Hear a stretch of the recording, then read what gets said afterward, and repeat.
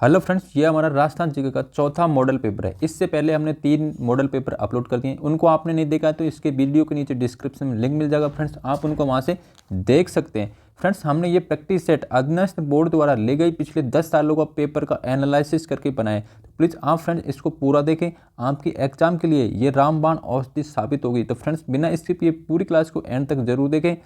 आज क्लास को स्टार्ट करते हैं फ्रेंड्स। आप फ्रेंड राजस्थान स्टेट लेवल की चाहे किसी भी प्रकार की तैयारी कर रहे हो तो आपके लिए ये क्लास बिल्कुल रामबाण साबित होने वाली है। बिल्कुल फ्रेंड्स, आप इसको पूरा एंड तक जरूर देखें। आज का हमारा पहला प्रश्न, निम्नलिखित में से सही सुमेलित नहीं है। फ्रेंड्स, यहाँ पर आपको देखना है कि 3 तो सही सुमेलित हैं, 1 सुमेलित नहीं है। तो फ्रेंड्स, वो आपको बताना है कि कौन सा सही सुमेलित नहीं है। दोस्तों, अधीनस्थ और सबसे ज़्यादा गड़बड़ यह करता है कि यहाँ पर नहीं दे देता है और हम क्वेश्चन को आधा ही पढ़ते हैं और हम देख लेते हैं बारबरी किसकी नस्ल है बकरी की, या जिस भी ऑप्शन पर हमारी नज़र पड़ती है उसको हम देख लेते हैं और यहाँ पर आधा ही क्वेश्चन पढ़ते हैं तो उसको ऑप्शन में भर के आ जाते हैं और इस प्रकार से हमारा क्वेश्चन गलत हो जाता है। तो अधीनस्थ बोर्ड को इसकी चालाकी से बचने के लिए हमें दोस्तों पूरा क्वेश्चन पढ़ना है और हमारे सही आंसर देना है। फ्रेंड्स, यहाँ पर हम देखते हैं बकरी किसकी, बारबरी किसकी नस्ल होती है, बकरी की, बिल्कुल सही है। चनौतर किसकी होती है, भेड़ की नस्ल होती है। लोही किसकी नस्ल दिखा रहा है, यहाँ पे लोही दिखा रहा है भैंस की नस्ल, जबकि भैंस की नस्ल नहीं होती। लोही किसकी नस्ल होती है, लोही भेड़ की नस्ल होती है। किसकी नस्ल होती है, भेड़ की नस्ल। अगला है कांकरेज गौवंश यानी गाय की नस्ल होती है, ये भी सही है। फ्रेंड्स, हमें देखना है कि ऑप्शन में ये नहीं के चक्कर में नहीं पढ़ना है, इसको सही क्वेश्चन को ढंग से पढ़ना है, ठीक से पढ़ना है और आंसर देना है। लोही, यहाँ पे हमारा ऑप्शन सी निकल के आता है कि लोही है जो भैंस से रिलेटेड नहीं होकर के ये किसकी नस्ल है, भेड़ की। अगला प्रश्न है, निम्नलिखित में से सही सुमेलित नहीं है। दोस्तों, ये क्वेश्चन भी आपका नई वाला आ चुका है और ये कब पूछा गया, 28 दिसंबर को वीडियो के एग्जाम में पूछा गया था, जो कि प्रीलिम्स एग्जाम में होता वीडियो का, उसमें पूछा हुआ क्वेश्चन है। आपको देखना है 4 खिलाड़ी दिए गए हैं, आपको बताना है कि कौन सा सही सुमेलित नहीं है। 3 तो ठीक प्रकार से सुमेलित हैं, 1 असुमेलित है, आप उसको बताना है। यानी एक साइड तो खिलाड़ियों के नाम दिए गए हैं और उनका दूसरा है खिलाड़ियों को कौन सा खेल खेलता है। तो वो आपको 3 तो सही है, 1 गलत है, उसको बताना है। फ्रेंड्स, आप सभी को पता है कि अवनी लेखरा का संबंध किससे है, भारोत्तोलन से, जबकि उनका संबंध यहाँ बता रहा है भारोत्तोलन से, जबकि उनका संबंध भारोत्तोलन से नहीं है, उनका संबंध किससे है, शूटिंग से। किससे है, एक निशानेबाज हैं और इन्होंने टोक्यो पैरालंपिक में गोल्ड मेडल भी जीता हुआ है। क्या जीता है, गोल्ड मेडल में। और इन्हें 2021 का 2021 का मेजर ध्यानचंद, अवनी लेखरा को 2021 में मेजर ध्यानचंद अवार्ड भी मिल चुका है और 2022 का इनको पद्मश्री भी अवार्ड मिल चुका है। अब फ्रेंड्स, बात आती है अवनी लेखरा जी कहाँ की हैं, तो अवनी लेखरा ये कहाँ की हैं, जयपुर की। कहाँ की हैं, जयपुर की। और अब बात आती है अर्जुन लाल जाट की बात करते हैं, तो अर्जुन लाल जाट ये भी कहाँ के हैं, जयपुर के। और इनका संबंध किससे, नौकायन से। अपूर्वी चंदेला, तो इनका संबंध किससे, निशानेबाजी से। इन्होंने भी गोल्ड मेडल जीता हुआ है, ये भी कहाँ के हैं, जयपुर के। कहाँ के हैं, जयपुर के। और देवेंद्र झांझड़िया, इनका संबंध किससे, भाला फेंक से। और ये कौन से जिले के रहने वाले हैं, ये हमारे राजस्थान के चूरू जिले के रहने वाले हैं। तो फ्रेंड्स, आपको इस प्रकार से और खिलाड़ियों के बारे में भी पूछ सकता है कि कौन सा खिलाड़ी किस खेल से संबंध रखता है या उनका कौन सा डिस्ट्रिक्ट से बिलोंग करता है। तो फ्रेंड्स, ये भी काफ़ी इंपॉर्टेंट क्वेश्चन है। यदि दोस्तों हमारी वीडियो की क्वालिटी कंटेंट पसंद आ रहा है तो आप हमारे चैनल को जरूर सब्सक्राइब करें। इसी प्रकार की आगे आने वाली क्लास को भी आप आनंद लें। अगला प्रश्न, निम्नलिखित में से कौन सा सही सुमेलित है। फ्रेंड्स, आपको बताना है कि निम्न में से कौन सा सही सुमेलित है। तो फ्रेंड्स, आपको पहला दिया गया है स्टेटमेंट, खेजड़ली आंदोलन का संबंध अमृता देवी से है, तो बिल्कुल सही है। चिपको आंदोलन का संबंध किससे, गौरा देवी से, ये भी सही है। अप्पिको आंदोलन का संबंध कहाँ से, कर्नाटक से। कहाँ से, कर्नाटक से। इसमें नाम न दे करके उसकी लोकेशन दे दी है। तो अप्पिको आंदोलन कहाँ होता है, कर्नाटक में। तो हमसे क्या पूछा गया क्वेश्चन में, सही सुमेलित है। दोस्तों, यहाँ पर तीनों ही सही सुमेलित है, तो हमारे यहाँ से ऑप्शन क्या निकल के आएगा, ऑप्शन नंबर डी निकल के आएगा थर्ड क्वेश्चन का।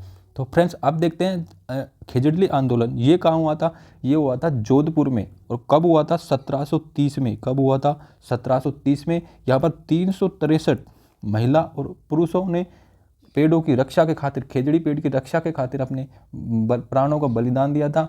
उस कारण से ये राजस्थान के इतिहास में खेजड़ली आंदोलन प्रसिद्ध है। और ये किसके समय हुआ था, ये अभय सिंह के समय हुआ था। फ्रेंड्स, अगला है चिपको आंदोलन। यस फ्रेंड्स, चिपको आंदोलन ये कहाँ था, उत्तराखंड में। उत्तराखंड में कहाँ हुआ था, चमोली डिस्ट्रिक्ट में। कौन से डिस्ट्रिक्ट में हुआ था, चमोली डिस्ट्रिक्ट में हुआ था। और ये कब हुआ था, 1973 और 74 के समथिंग, मतलब 73 भी कह सकते हैं, 74 भी कह सकते हैं। 1973-74 में हुआ था चिपको आंदोलन। ये कौन से स्टेट का है, यह है उत्तराखंड का। उत्तराखंड में भी कौन से जिले में हुआ था, चमोली जिले में। अगला प्रश्न है अप्पिको आंदोलन। अप्पिको आंदोलन का संबंध है कर्नाटक से और इसके नेतृत्वकर्ता कौन थे, यानी कि अप्पिको आंदोलन का नेतृत्व किसने किया था? पांडुरंग हेगड़े ने। किसने किया था? पांडुरंग हेगड़े ने। किसने किया था? पांडुरंग हेगड़े ने किया था। और ये कौन सी सन में हुआ था? ये हुआ था 1983 में। अप्पिको आंदोलन का संबंध किससे है? कर्नाटक से। और इसके नेतृत्वकर्ता कौन थे? पांडुरंग हेगड़े। और कौन से सन में हुआ था? 1983 में हुआ था। यदि फ्रेंड्स आपको हमारी वीडियो की क्वालिटी कंटेंट पसंद आ रहा है तो जल्दी से चैनल को सब्सक्राइब कर लीजिए इसी प्रकार की वीडियो पाने के लिए, ताकि आपको इस प्रकार क्लास मिस ना करनी पड़े। अगला है फ्रेंड्स प्लान क्या है? आपको बताना है फ्रेंड्स राजस्थानी भाषा की शब्दावली है प्लान। प्लान क्या है? घोड़े पर रखी जाने वाली काठी, गोरबंद का समानार्थी शब्द, ऊंट पर रखी जाने वाली काठी और एक लोकवाद्य यंत्र। तो फ्रेंड्स आपको बताना कि प्लान क्या होता है। तो फ्रेंड्स इसका सही आंसर होगा ऊंट पर रखी जाने वाली काठी, जो भी लकड़ी की बनी होती है इसे हम क्या बोलते हैं? प्लान। आपने देखा होगा कि जिसने ऊंट देखा है तो उसने देखा होगा कि प्लान क्या होता है। तो किस गढ़ के लिए, अब फ्रेंड्स आपको बताना है कि कौन सा गढ़ है राजस्थान का, यानी कौन सा दुर्ग है, किला है, फोर्ट है, उसको यदि कर्नल जेम्स टोड ने कहा था, कर्नल जेम्स टोड ने क्या कहा था, यदि उन्हें राजस्थान के एक जागीर की पेशकशी की जाए तो वो किसको चुनेंगे? हमारा प्रश्न है, यानी कर्नल जेम्स टोड को यदि राजस्थान के किसी भी दुर्ग की या किले की पेशकशी की जाए, यानी उनको कहा जाए कि, तो वो किसको चुनेंगे, किसको चूज करेंगे? चार ऑप्शन आपको सामने है, चित्तौड़गढ़, भैंसरोडगढ़, रणथंभौर और नाहरगढ़। फ्रेंड्स आपको इसका सही आंसर बताना है। तो इसका सही आंसर होगा भैंसरोडगढ़। और भैंसरोडगढ़ कहाँ पड़ता है? फ्रेंड्स ये पड़ता है चित्तौड़गढ़ में। कहाँ पड़ता है? चित्तौड़गढ़ में। और फ्रेंड्स भैंसरोडगढ़ कहाँ पड़ता है? चित्तौड़गढ़ में। इसको हम क्या बोलते हैं? राजस्थान का बेल्लोर। क्या बोलते हैं? राजस्थान का बेल्लोर। क्या बोलते हैं? राजस्थान का बेल्लोर। और ये कौन सी नदी पर है? फ्रेंड्स ये कौन सी नदी पर है? ये भी एग्जाम में काफ़ी बार पूछा जा चुका है। भैंसरोडगढ़ कौन सी नदी के संगम पर स्थित है? तो ये फ्रेंड्स कौन सी नदी के संगम पर स्थित है? एक तो है ब्रह्माणी और दूसरी कौन सी नदी है? चंबल। कौन सी नदी है? चंबल के संगम पर स्थित है। तो फ्रेंड्स आपको यहाँ से भैंसरोडगढ़ दुर्ग की पूरी डिटेल मिल चुकी है। कहाँ पर है? चित्तौड़गढ़ में। इसको क्या बोलते हैं? राजस्थान का बेल्लोर बोलते हैं। और ये कौन सी नदी के संगम पर स्थित है? ब्रह्माणी और चंबल नदी के संगम पर स्थित है। अगला प्रश्न है, अंग्रेजों को मुल्क मीठा ठग किसने कहा था? अंग्रेजों को मुल्क मीठा ठग किसने कहा था? ये राजस्थानी भाषा में बोला गया है कि मुल्क मीठा ठग। मुल्क किसको बोलते हैं? फिर देश को बोलते हैं। अगला प्रश्न है हमारा कि अंग्रेजों को मुल्क मीठा ठग किसने कहा था? तो फ्रेंड्स आपको इसका आंसर बताना है। तो ये किसने कहा था? शंकरदान सामोर ने। किसने कहा था? शंकरदान सामोर ने क्या कहा था अंग्रेजों को? मुल्क मीठा ठग। अगला प्रश्न है, निम्नलिखित में से कौन सा आभूषण महिलाओं द्वारा नहीं पहना जाता? आपको फ्रेंड्स बताना है कि चार आभूषण दिए गए हैं और ये किससे संबंधित है? महिलाओं से संबंधित हैं।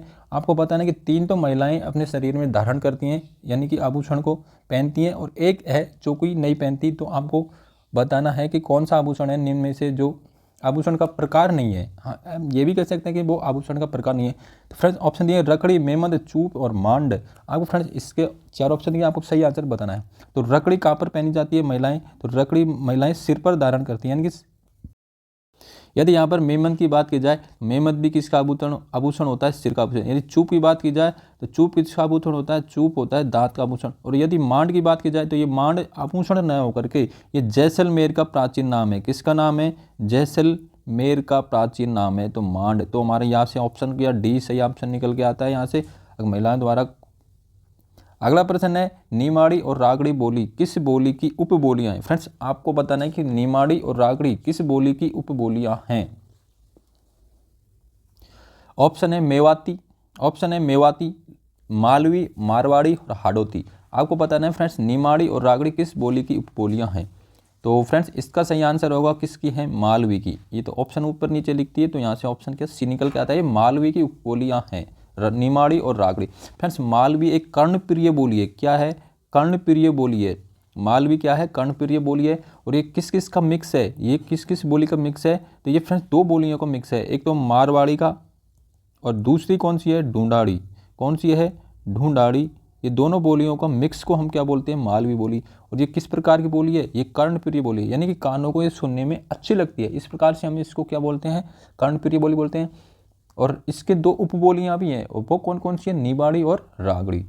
फ्रेंड्स यहाँ से क्वेश्चन आपको सही लगता है, समझ में आ चुका होगा। अगला प्रश्न है पोपाबाई पोल, पोपाबाई की पोल नामक पुस्तिका किसने लिखी थी। फ्रेंड्स आपको पता नहीं कि पोपाबाई की पोल किसने लिखी थी, भंवरलाल सर्राफ, ऑप्शन है भंवरलाल सर्राफ, जयनारायण व्यास, आनंद राज सुराणा और दूसरा है मथुरा दास माथुर। तो फ्रेंड्स आपको चार ऑप्शन देंगे, आपको पता नहीं कि पोपाबाई की पोल नामक पुस्तक किसने लिखी थी, तो हमारा यहाँ से आंसर निकल के आता है कौन सा, बी आंसर, यानी कि जयनारायण व्यास ने पोपाबाई की पोल का लिखा था।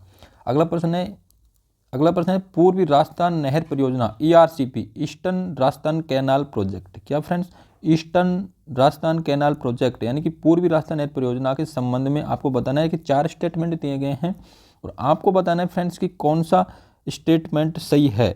4 ऑप्शन दिए गए हैं आपको फ्रेंड्स, आपको बताना है कि कौन सा स्टेटमेंट सही है। यह परियोजना पूर्वी राजस्थान के 13 जिलों में पेयजल समस्या को समाधान करेगी, तो ये बिल्कुल सही बात है। तो इसमें 26 विभिन्न बड़ी मध्यम परियोजनाओं को समाहित करके 2.8 लाख हेक्टेयर भूमि के लिए सिंचाई जल उपलब्ध करने की प्रस्तावित है, ये सही है। तीसरा है नवनेरा बैराज इस परियोजना का अभिन्न हिस्सा है, तो फ्रेंड्स ये भी सही है, नवनेरा बैराज इसका अभिन्न हिस्सा है। और चौथा प्रश्न है प्रधानमंत्री नरेंद्र मोदी ने हाल ही में इस परियोजना को अंतर्राष्ट्रीय परियोजना की मंजूरी नहीं दी। हमारा ये चौथा ऑप्शन गलत हो जाएगा। क्या फ्रेंड्स, चौथा ऑप्शन गलत हो जाएगा। यहाँ पर 1 2 3 ही सही है, 1 2 3 सही है, यानी कि ये 13 जिलों को पेयजल समस्या के समाधान के लिए बनाएंगे। इसमें 26 विभिन्न बड़ी और मध्यम परियोजनाओं के माध्यम से 2 लाख हेक्टेयर भूमि की सिंचाई हेतु जल उपलब्ध कराने का प्रस्ताव है, तो ये बिल्कुल सही है। और नवनेरा बैराज इस परियोजना का अभिन्न हिस्सा है। फ्रेंड्स यहाँ से हमारा ये 1 नंबर का ऑप्शन निकल के सही आता है। अगला प्रश्न है फ्रेंड्स, 1857 के विद्रोह के समय कोटा का नेतृत्व किसने किया था। कोटा में नेतृत्व किसने किया था 1857 के समय। फ्रेंड्स यहाँ पर एक मात्र ऐसी रियासत थी कोटा, यहाँ पर कोई किसी भी प्रकार की छावनी नहीं होते हुए भी यहाँ की जनता ने विद्रोह किया था और यहाँ के शासक को 6 महीना, यहाँ के राजा को 6 महीने तक पब्लिक ने बंदी बना लिया और पब्लिक का शासन रहा और अंग्रेज अधिकारी मेजर बर्टन का सिर काट करके पूरे शहर में घुमाया था, तो इसलिए कोटा प्रसिद्ध है। और इस प्रकार यहाँ का नेतृत्व किसने किया था, आपको ऑप्शन है जयदयाल और मेहराव का, श्रवण सिंह और जयवीर सिंह, राम सिंह और तखत सिंह और मकबूल का और बखत सिंह। तो फ्रेंड्स आपको इसका सही आंसर बताना है। तो कोटा की क्रांति का किसने किया था फ्रेंड्स, जयदयाल और मेहराव खां ने कोटा की क्रांति का नेतृत्व किया था। किसने किया था, जयदयाल और मेहराव खां। ये भी दोस्तों काफ़ी बार एग्जाम में क्वेश्चन पूछा और ये भी पूछा था कि कोटा में किसको मारा था, तो किसको, मेजर बर्टन को। मूसी रानी की छतरी कहाँ पर स्थित है। फ्रेंड्स आपको बताना है कि मूसी रानी की छतरी कहाँ पर स्थित है। फ्रेंड्स आपको इसका आंसर बताना, मूसी रानी की छतरी कहाँ पर स्थित है।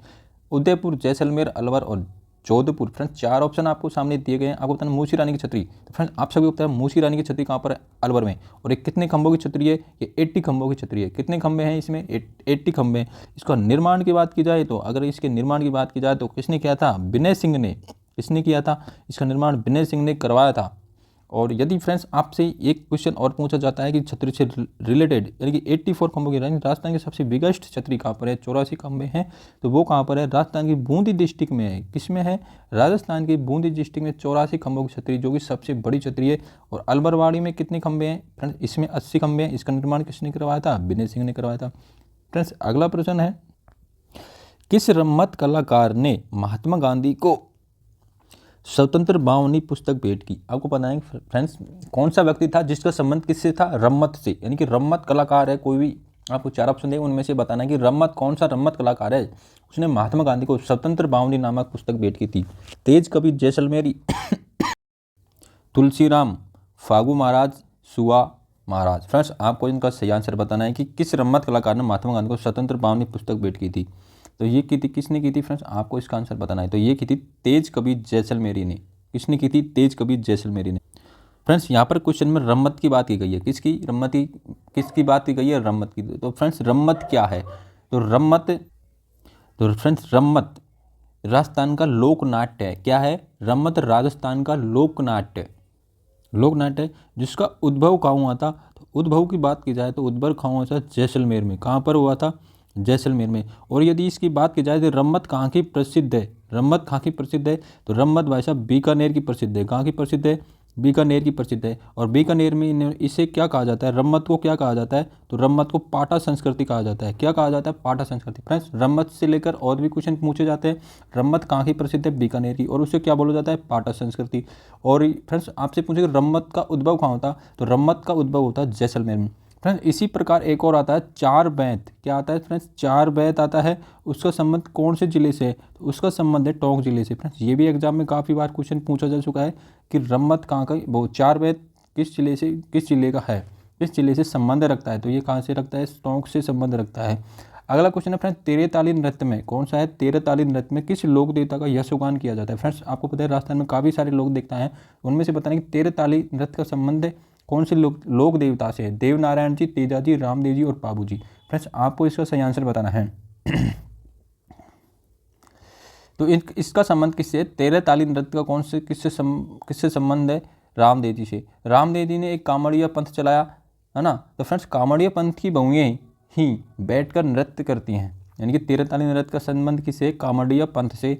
कामड़िया पंथ की बहुएं इस नृत्य को करती हैं, तेरे ताली नृत्य को। और ये प्रसिद्ध कहाँ का है, तो ये प्रसिद्ध है भाई साहब, ये है रामदेवरा, पोखरण और डूंगरपुर डिडवाना नागौर का तेरे ताली नृत्य प्रसिद्ध है। फ्रेंड्स आपको बताना है कि तेरे ताली नृत्य का संबंध किस लोक देवता से, किसी लोक देवता का यशोगान किया जाता है, तो इसमें किया जाता है रामदेव जी का यशोगान। अगला प्रश्न है, institute of tropical medicine and virology कहाँ स्थापित की जा रही है, यानी कि कहाँ स्थापित की गई है, कौन सी इंस्टीट्यूट है, institute of tropical medicine and virology कहाँ स्थापित की जा रही है। फ्रेंड्स आपको बताना है कि ये कहाँ पर स्थापित की जा रही है। फ्रेंड्स इसका सही आंसर होगा जयपुर। कि क्या सही आंसर होगा फ्रेंड्स, जयपुर। तो ये कहाँ स्थापित की जा रही है, जयपुर में। अगला प्रश्न है फ्रेंड्स, कौन सा आभूषण और अंग से, मतलब आपको बताना है फ्रेंड्स कौन सा आभूषण किस अंग में पहना जाता है, तो जो सही सुमेलित नहीं है। फ्रेंड्स ये नहीं है, इसको आपको ध्यान से देखना है कि नहीं है। तो तीन तो सही सुमेलित हैं, एक सुमेलित नहीं है, तो फ्रेंड्स आपको बताना है।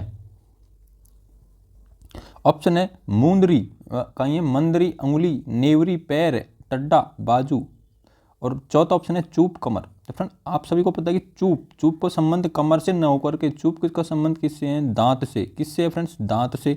तो हमारे यहाँ से ऑप्शन डी निकल के आ जाएगा, हमारा डी ऑप्शन सही होगा कि चूप है जो सही सुमेलित नहीं करता है, चूप का संबंध किससे है, दांत से। अगला प्रश्न है फ्रेंड्स, राम आपको दिए गए फ्रेंड्स, ये राम सम्मिलित करना है आपको। ये राम स्नेही संप्रदाय है, उसकी कुछ ब्रांचेज दी गई हैं और उनको आपको बताने की कौन सी ब्रांच की स्थापना किसने की थी, मतलब कौन से महाराज ने उस ब्रांच की स्थापना की थी। राम स्नेही संप्रदाय की 4 ब्रांच दी गई हैं। तो आपको बताना है फ्रेंड्स किसने किसकी स्थापना की थी। फ्रेंड पहला है शाहपुरा। तो शाहपुरा जो राम स्नेही संप्रदाय की शाहपुरा शाखा की किसने स्थापना की थी, तो ये की थी संत रामचरण जी ने। किसने की थी, संत रामचरण जी ने। 1 में 4, तो 1 में 4 फ्रेंड्स 2 ही ऑप्शन आ रहे हैं, ए और बी, ये 2 तो गलत हो जाएंगे। तो फ्रेंड्स यहाँ से आपको देखना है सिंहथल शाखा की किसने की थी, तो सिंहथल शाखा की किसने की थी, संत हरिदास जी ने। किसने की थी, संत हरिदास जी ने। यानी कि सेकंड में 1 नंबर का, 2 में 1, यानी अभी भी दोनों में आ रहा है, तो अभी तक सही है दोनों ही। और तीसरा है खेड़ापा शाखा की किसने की थी, संत रामदास जी ने। यानी कि 3 में 2 कौन से मारा है, बी ऑप्शन मारा है। फिर लास्ट और देख लें ये कहाँ पर, फिर रेण शाखा की किसने की थी, संत दरियाव जी ने। किसने की थी, संत दरियाव जी ने। तो हमारा फ्रेंड्स यहाँ से बी ऑप्शन निकल के आता है कि B option is the correct answer.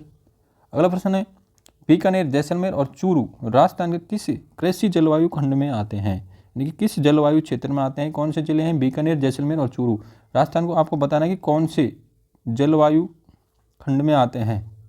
तो ये कौन से जलवायु खंड में आते हैं फ्रेंड्स, आपको बताना है इसका आंसर। तो ये कौन से आते हैं, अति शुष्क आंशिक सिंचित, किस में आते हैं, अति शुष्क आंशिक सिंचित क्षेत्र में आते हैं। कौन कौन से जिले आते हैं, बीकानेर, जैसलमेर और चूरू। अगला प्रश्न है, हाल ही में राजस्थान में यूरेनियम के बड़े भंडार कौन से जिले में, हाल ही में यूरेनियम के बड़े भंडार कौन से जिले में पाए गए हैं। फ्रेंड्स आपको इसका आंसर बताना है। रोहिल, सीकर, सलादपुरी, सीकर, आनंदपुर, भूपिया, बांसवाड़ा, आमेट, उदयपुर। आपको बताना है इसका सही आंसर फ्रेंड्स कहाँ पर पाए गए हैं यूरेनियम के भंडार अभी राजस्थान में। तो कहाँ पर पाए गए हैं फ्रेंड्स, ये पाए हैं रोहिल, सीकर में। कहाँ पर, रोहिल, सीकर में यूरेनियम के बड़े भंडार पाए गए हैं। अगला प्रश्न है केसरिया नाथ जी, यानी कि केसरिया नाथ जी का मेला कहाँ पर बढ़ता है फ्रेंड्स? आपको इसका आंसर बताना है। दुलेब में, झालरापाटन में, परबतसर में और किराड़ में। फ्रेंड्स आपको इसका सही आंसर बताना है केसरिया जी का मेला कहाँ लगता है। तो केसरिया जी का मेला लगता है दुलेब में, दुलेब। और ये फ्रेंड्स दुलेब कहाँ पड़ता है? ये पड़ता है फ्रेंड्स उदयपुर में। कहाँ पर पड़ता है? उदयपुर में। कहाँ पर? उदयपुर में। अगला प्रश्न है, अगला क्वेश्चन देखते हैं।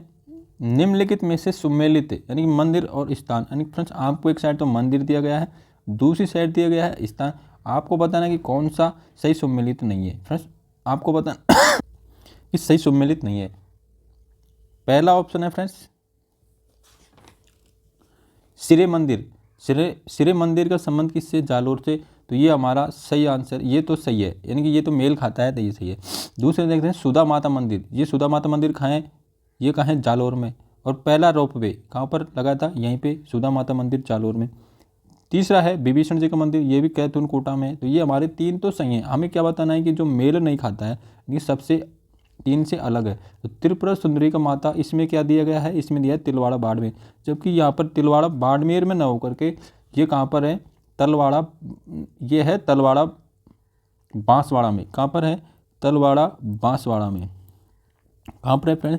तलवाड़ा बांसवाड़ा में क्या त्रिपुरा सुंदरी का माता का मंदिर पड़ता है। तो यही हमें चाटना था क्वेश्चन में। तो ये हमारा ऑप्शन बी सही हो जाएगा।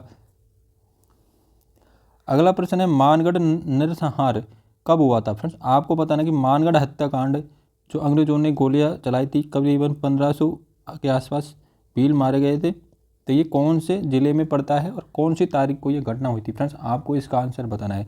फ्रेंड्स आप सभी को पता है कि ये कब की घटना है? 17 नवंबर 1913 की। और ये कहाँ हुआ था? बांसवाड़ा में। कौन सी डिस्ट्रिक्ट में हुआ था?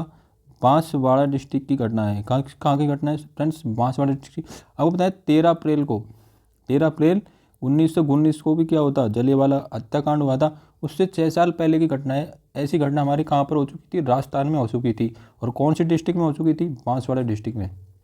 अगला प्रश्न है पुष्कर झील कितने घाटों से घिरी है? फ्रेंड्स आपको बताना है कि पुष्कर झील कहाँ है? अजमेर में। आपको बताना है फ्रेंड्स कितने घाट बने हुए हैं पुष्कर झील, यानी कितने घाटों से घिरी? 40 to 46, 50 to 58। फ्रेंड्स आपको इसका सही आंसर बताना है। तो पुष्कर झील में टोटल कितने घाट है? 52 घाट हैं। कौन से कितने घाट है? 52 घाट है। फ्रेंड्स आपको एक क्वेश्चन यहाँ पर इंपॉर्टेंट है, ये भी क्वेश्चन एग्जाम में पूछा गया है। महात्मा गांधी जी की अस्थियों का विसर्जन कौन सी झील में किया था? तो वो भी कौन सी झील में किया गया था? फ्रेंड्स पुष्कर झील में। इसमें किया गया था पुष्कर झील में। अगला प्रश्न है गरासिया जनजाति में गांव के मुखिया को क्या बोला जाता है? फ्रेंड्स ये भी कौन से में? वीडियो एग्जाम में पूछा गया सवाल था कि गरासिया जनजाति में गांव के मुखिया को क्या बोलते हैं? मुखी, पटेल, लदवी और कोतवाल। फ्रेंड्स आपको सही आंसर बताना है। तो गरासिया जनजाति में मुखिया को क्या बोला जाता है? तो गरासिया जनजाति में मुखिया को भाई साहब पटेल बोलते हैं। क्या बोलते हैं? पटेल बोला जाता है। अगला प्रश्न, राजस्थान में पेट्रोलियम उत्पादन क्षेत्र, जो पेट्रोलियम का उत्पादन करता है राजस्थान, जो कितने जिलों में उसका क्षेत्र का प्रसार है? 9 जिले, 12 जिले, 14 जिले, 16 जिले। फ्रेंड्स आपको इसका आंसर बताना है कि राजस्थान में पेट्रोलियम उत्पादन क्षेत्र कितने जिलों में प्रसारित है, यानी कि फैला हुआ है। फ्रेंड्स इसका सही आंसर होगा 14 डिस्ट्रिक्ट में। कितने डिस्ट्रिक्ट में फैला हुआ है? 14 डिस्ट्रिक्ट में। क्योंकि भारत के टोटल क्रूड ऑयल का उत्पादन का कितना हिस्सा रखता है? 22 से 23%। राजस्थान उसके टोटल भारतीय कच्चे तेल के उत्पादन का इतना हिस्सा रखता है, 22 से 23%। ये क्वेश्चन भी पूछा जा चुका है फ्रेंड्स। अगला प्रश्न, निम्न में कौन सा जयपुर का प्रथम डेजर्ट पार्क है? आपसे पूछा गया फ्रेंड जयपुर का प्रथम डेजर्ट पार्क है। ये चारों ही जयपुर के डेजर्ट पार्क हैं, लेकिन आपको बताना है सबसे प्रथम कौन सा था इनमें। तो फ्रेंड्स आप सभी को पता है कौन सा था? किशनबाग फर्स्ट जयपुर का डेजर्ट पार्क था। अगला प्रश्न है फ्रेंड्स, राजस्थान में छावनी मंडल की स्थापना कहाँ की गई थी? प्रश्न है राजस्थान में छावनी मंडल की स्थापना कहाँ की गई थी? तो फ्रेंड्स आप सभी को बताइए नसीराबाद में। किसमें, कहाँ पर की गई थी? नसीराबाद में। और फ्रेंड्स नसीराबाद से एक और क्वेश्चन निकल के आता है वो 1857 का। क्या 1857 को कब? 28 मई 1857 को राजस्थान नसीराबाद कहाँ पड़ता है? अजमेर में। यहाँ से 1857 की क्रांति की शुरुआत हुई थी। राजस्थान के नसीराबाद से 28 मई 1857 को 1857 की क्रांति की शुरुआत हुई थी। और यदि फ्रेंड्स और इंडिया लेवल की बात की जाए तो कब स्टार्ट हुई थी 1857 क्रांति? 10 मई 1857 को। और कहाँ से हुई थी? मेरठ से। कहाँ से हुई थी फ्रेंड्स? मेरठ से। और यदि यहाँ पर एक क्वेश्चन और पूछा जाए आपसे कि अंत कहाँ से हुआ था? राजस्थान में क्रांति का अंत कहाँ से हुआ था? फ्रेंड्स ये कहाँ से हुआ था? सीकर से। आपसे पूछ लिया एग्जाम में, 1857 की क्रांति का अंत राजस्थान में कौन सी रियासत से, कौन सी डिस्ट्रिक्ट से हुआ था? रियासत तो किससे हुआ था? 1800 वो सीकर से। कब कहाँ से हुआ था? सीकर से। क्रांति का अंत कहाँ से हुआ? सीकर से। प्रारंभ कहाँ से हुई थी? अजमेर। अगला प्रश्न है, निम्नलिखित में से विधानसभा चुनाव में राजस्थान विधानसभा के सदस्यों की संख्या 184 से बढ़ाकर 200 कर दी थी। कितनी कर दी थी? 200। देखिए कौन से विधानसभा के चुनाव थे? उससे पहले राजस्थान में विधानसभा के सदस्यों की संख्या 184 से बढ़ाकर कितनी कर दी थी? 200 कर दी थी। तो कौन से नंबर के विधानसभा चुनाव थे? दूसरे नंबर के, चौथे नंबर के, छठे नंबर के और नन ऑफ दीज, यानी कि कोई भी नहीं, इनमें से कोई भी नहीं। फ्रेंड्स तो छठे विधानसभा चुनाव में, कौन से चुनाव में? छठे विधानसभा चुनाव ने सीटों की संख्या 184 से बढ़ इंक्रीज करके कितनी कर दी थी? 200। कितनी कर दी थी? 200। फ्रेंड्स आपसे पता है राजस्थान में कब हुई थी इसकी स्थापना? 1952 में। कब हुई थी फ्रेंड्स? 1952 में। यदि फ्रेंड्स आपसे पूछे कि इसके वर्तमान अध्यक्ष कौन है? वर्तमान में अध्यक्ष कौन है? सीपी जोशी। कौन है? सीपी जोशी इसके वर्तमान अध्यक्ष हैं। और आपसे पूछे फ्रेंड्स इस टाइम राजस्थान में कौन से नंबर की विधानसभा चल रही है? तो ये 15वें नंबर की विधानसभा चल रही है, 2008 से चल रही है। कब से चल रही है? 2000। और सीएम कौन है? अशोक गहलोत जी यहाँ के सीएम है राजस्थान के। अगला प्रश्न है फ्रेंड्स, गरीब रेखा से नीचे जीवन यापन करने वालों का सर्वेक्षण। फ्रेंड्स आपको बताना है कि जीवन रेखा से नीचे, पॉवर्टी लाइन से नीचे जो जीवन यापन करते हैं उनका सर्वेक्षण का दायित्व किसका होता है? उपखंड अधिकारी का यानी कि एसडीओ का, उपखंड विकास अधिकारी यानी कि बीडीओ का, जिला रसद अधिकारी यानी डीएसओ का, और सांख्यिकी अधिकारी। फ्रेंड्स आपको बताना है कि जो जीवन रेखा से नीचे जीवन यापन करते हैं, जो गरीब रेखा से नीचे जीवन यापन करते हैं, उनके सर्वेक्षण का करवाना किसका दायित्व है? तो फ्रेंड्स ये किसका दायित्व है? ये उपखंड अधिकारी का होता है, ये एसडीओ का होता है। किसका होता है फ्रेंड्स? एसडीओ का होता है। अगला प्रश्न है राजस्थान लोकायुक्त और उप लोकायुक्त अधिनियम को राष्ट्रपति की स्वीकृति कब प्राप्त हुई? फ्रेंड्स लास्ट और अंतिम सवाल आपके लिए, राजस्थान लोकायुक्त और उप लोकायुक्त अधिनियम को राष्ट्रपति की मंजूरी यानी स्वीकृति कब प्राप्त हुई थी? फ्रेंड्स आपको पता 1973, 1977, 1983, 1985। फ्रेंड्स कब हुई थी? ये मिली थी फ्रेंड्स, मंजूरी मिली थी 1973 को। कब मिली थी? 97। फ्रेंड्स इसी के साथ में आज क्लास को हम करते हैं समाप्त। यदि फ्रेंड्स आपको हमारा वीडियो अच्छा लगा हो, कंटेंट अच्छा लगा हो, तो वीडियो को जरूर लाइक करें और आगे आने वाली क्लास के लिए हमारे चैनल को सब्सक्राइब कर लें ताकि आपको क्लास का पहले ही नोटिफिकेशन प्राप्त हो जाए। तो फ्रेंड्स मिलते हैं अगली क्लास में। जय हिंद, जय भारत।